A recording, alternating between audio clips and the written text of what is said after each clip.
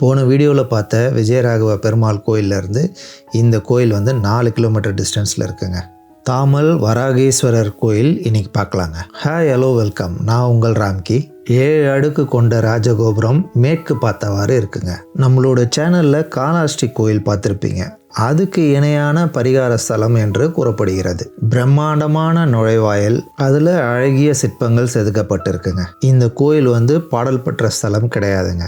அதுக்கு இணையான ஒரு பழமையான கோயில். 6ஆம் நூற்றாண்டை சேர்ந்த பல்லவ அரசர் 3ஆம் சிம்மவர்மனோட செப்பு தகடுகள் இந்த ஊரை தாமர் கொட்டம், தாமர் நாடு, தாமநல்லூர் என்று அழைக்கிறது. மராத்தியர் காலத்தில் தாமலச்சேரி என்று அழைக்கப்பட்டது. இந்த ஊருக்கு தாமல்னு பேர் வரத்துக்கு பல காரணங்கள் குறிப்பிடுறாங்க. பக்கத்தில் இருக்கிற தாமரை குளம் ஒரு காரணமாக இருக்கலாம். பல்லவர் ராஜா தாமன் அவர் ஆண்டது தாமர் நாடு, அதுவும் ஒரு காரணமாக இருக்கலாம் என்று கூறப்படுகிறது.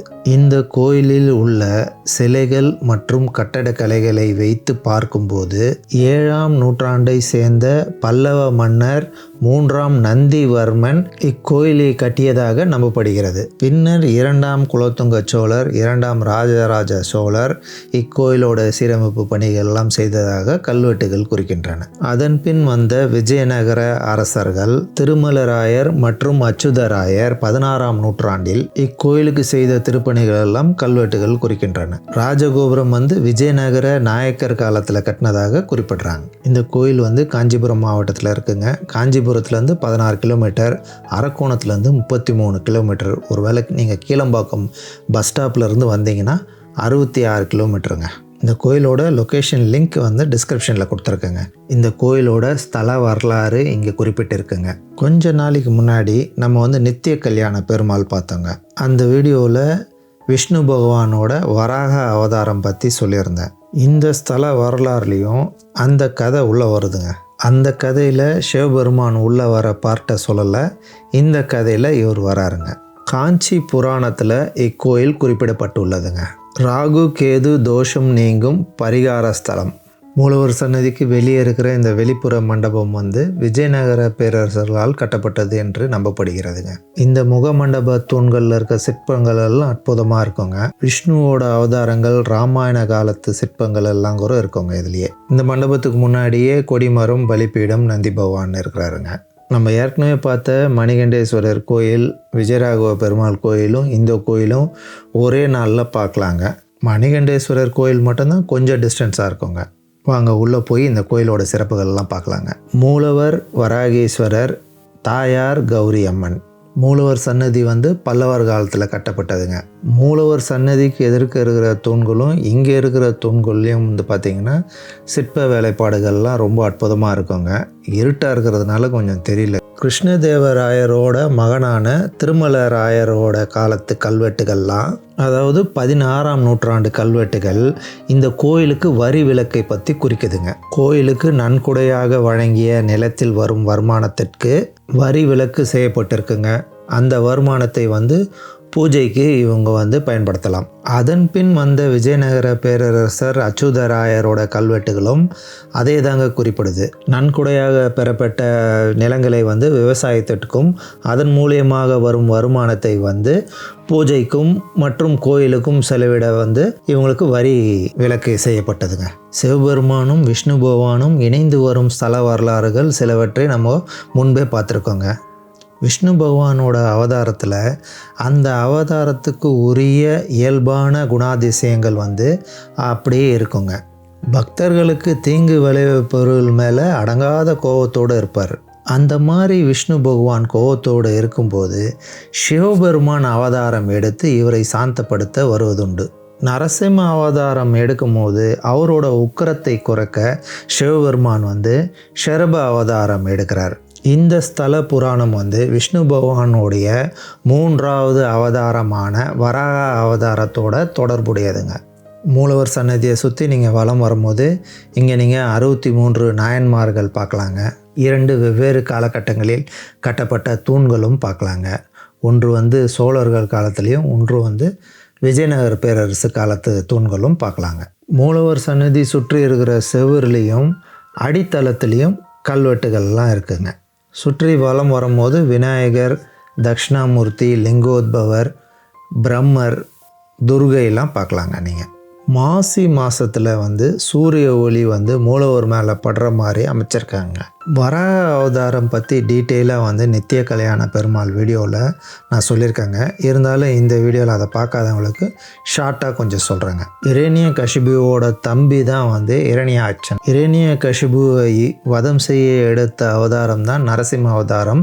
அது வந்து 4வது அவதாரம்ங்க. இரணியாட்சன் பிரம்மரிடம் வரம் பெற்று பூமியையும் பூமாதேவியும் கைப்பற்றி பார்க்கடலில் ஒழிச்சு வச்சிடறான். இரணியாட்சன் சில மிருகங்களை பேரை குறிப்பிட்டு மனிதர்களாலும் அவற்றைகளாலும் தனக்கு வந்து மரணம் ஏற்படக்கூடாது என்று பிரம்மர்கிட்ட வர வாங்கி வச்சிருந்தான். அவன் குறிப்பிட்ட சில மிருகங்களில் வந்து பன்றி கிடையாது. அதனால் அவனை அழிப்பதற்காக விஷ்ணு பகவான் பன்றி முகத்துடன் மனித உடலுடன் எடுத்த அவதாரம் தான் வராக அவதாரம். இரணியாட்சனும் வந்து பயங்கர பலசாலியாக இருந்தான் வரம் வாங்கினதுனால. வராகருக்கும் இரணியாட்சனுக்கும் பயங்கர போர். இந்த இடத்துல யானையை பார்த்தோன்னே முருகர் இருப்பார்னு நினச்சேங்க. பார்த்தா அம்மன் சன்னதி. சிங்கத்துக்கு பதிலாக ஏன் யானை இருக்குதுன்னு உங்களுக்கு தெரிஞ்சால் கமெண்ட்ஸில் சொல்லுங்கள். கௌரி அம்மன் சன்னதிக்கு பக்கத்துலேயே முருகப்பெருமான் சன்னதிங்க. வள்ளி தேவி யானையோட முருகப்பெருமான் காட்சி தரார். வராக மூர்த்தியும் இரணியாட்சனையும் போர் புரிந்ததை வந்து இரு மலைகள் மோதிக்கொண்டதாக விவரிக்கிறாங்க. வராகர் போரில் வென்று இரணியாட்சனை வதம் செய்கிறார். வராகரோட கோர பற்களால் இரணியாட்சனை வந்து குத்தவே அந்த பற்கள் மேலெல்லாம் ரத்தம். அவன் மேலே இருந்த கோவத்தாலையும் அந்த இரத்தத்தாலையும் இன்னும் உக்கிரமானார் இவர். அதை பார்த்த தேவர்களெல்லாம் பயந்து சிவபெருமான் கிட்ட வேண்டுறாங்க. விஷ்ணு பகவான் தான் யார் என்பதே மறந்து அந்த அவதாரத்தில் உக்கிரமாக இருப்பதை வந்து சொல்கிறாங்க. வேண்டுதலுக்கு செவிசாய்த்து சிவபெருமான் வந்து வேடன் ரூபத்தில் வராகரிடம் போர் புரிகிறார். வராகரோட கோரப்பட்களை பிடுங்கி சிவபெருமானோட மாலையோட அணிவிச்சுக்கிறார். அதன் பின் சிவபெருமான் வராகரை வந்து கட்டி தழுவி அரவணைச்சு சாந்தப்படுத்துகிறார். சுய நினைவுக்கு வந்த வராக பெருமாள் சிவபெருமானை வந்து வழிபடுறார். இந்த நிகழ்வால் இங்கிருக்கும் மூலவர் வராகேஸ்வரர் என்று அழைக்கப்படுகிறார். சிவபெருமான் கட்டி தழுவும் போது சங்கும் சக்கரமும் அவர் மேலே வந்து பதிஞ்சுது. அதை பிரதிபலிக்கும் விதத்தில் தான் இங்கிருக்கும் சிவலிங்கத்துக்கு மேலே சங்கும் சக்கரமும் பதிஞ்சிருக்கோங்க. வராகர் பூமியை மீட்டெடுத்து அதனோட இயல்பான இடத்துல வைத்தார். வராகர் பூமாதேவியை காப்பாற்றியதால் பூமாதேவி வராகர் மீது காதல் வயப்பட்டு மனம் முடித்து வராகரும் பூமாதேவியும் நமக்கு நித்திய கல்யாண பெருமாள் கோயிலில் காட்சி தராங்க. நீங்கள் அந்த வீடியோ பார்க்கலன்னா அந்த வீடியோவும் சேர்த்து பார்த்துருங்க. இந்த கோயிலில் உள்ள கௌரி அம்மனை வேண்டினால் நினைத்த காரியங்கள் கைகூடும் என்பது இங்கே உள்ள ஒரு நம்பிக்கைங்க. தலை விருட்ச மரம் வந்து வில்வ மரம்ங்க. கோயிலுக்கு வர வழியிலேயே நீங்கள் வந்து ஒரு குளம் பார்க்கலாங்க. குளம் வந்து சைட்லலாம் கட்டியிருக்க மாட்டாங்க, வெறும் குளம் மட்டும்தாங்க இருக்கும். இந்த கோயிலோட ஸ்தல வரலாறில் நான் சொன்ன கதை வந்து இங்கே இருக்கிற போர்டில் வந்து குறிப்பிட்ட மாதிரி நான் சொல்லியிருக்கேங்க. இது வந்து பல்வேறு விதமாக இது வந்து கூறப்படுது. இதுக்கு அடுத்ததாக எடுத்த நரசிம்ம அவதாரம் வந்து சிங்கப்பெருமாள் கோயில் வீடியோவில் நான் சொல்லியிருப்பேங்க. அந்த வீடியோ பார்க்காதவங்க அந்த வீடியோவும் பாருங்கள். 2 வீடியோவோட லிங்க்கும் நான் வந்து இந்த வீடியோவோட எண்டில் கொடுக்குறேங்க. விஜயதசமி நாளன்று சூரிய அஸ்தமன வேளையில், அதாவது 5:45 மணி அளவில் சூரிய கதிரொளி வந்து இங்கே இருக்கிற மூலவர் மேலே படும் காட்சி வந்து மிகவும் சிறப்பானது என கூறப்படுது. தொடர்ச்சியாக 5 ஞாயிற்றுக்கிழமைகளில் ராகு காலத்தில் 5 விளக்குகள் ஏற்றி இந்த இறைவனை வழிபட்டால் ராகு கேது தோஷம் நீங்கும் என்பது இங்கே உள்ள ஒரு நம்பிக்கைங்க. கட்டடக்கலையும் சிற்பங்களையும் வைத்து 7ஆம் நூற்றாண்டில் இந்த கோயில் கட்டியிருக்கலாம் என்பது ஒரு கணிப்பு தாங்க. அதற்கும் முந்தைய காலத்து கோயிலாக இருக்கக்கூடும் என்று கூறுகிறார்கள். இந்த கோயில் உங்களுக்கு பிடிச்சிருந்துச்சுன்னா கமெண்ட்ஸ் பண்ணுங்கள். நீங்கள் இந்த பக்கமாக வரும்போது இந்த கோயில் லாஸ்ட்டாக அப்லோட் பண்ண மற்ற 2 கோயிலையும் சேர்த்து பார்க்க மறந்துடாதீங்க. இந்த வீடியோ உங்களுக்கு பிடிச்சிருக்குன்னு நம்புகிறேன். பிடிச்சிருந்தால் லைக் பண்ணுங்கள், சப்ஸ்கிரைப் பண்ணுங்கள், ஃப்ரெண்ட்ஸுங்களோட ஷேர் பண்ணுங்கள். அடுத்து இதே மாதிரி ஒரு சூப்பர் கோயிலில் நம்ம மீண்டும் சந்திப்போம். தேங்க்யூ, பாய்.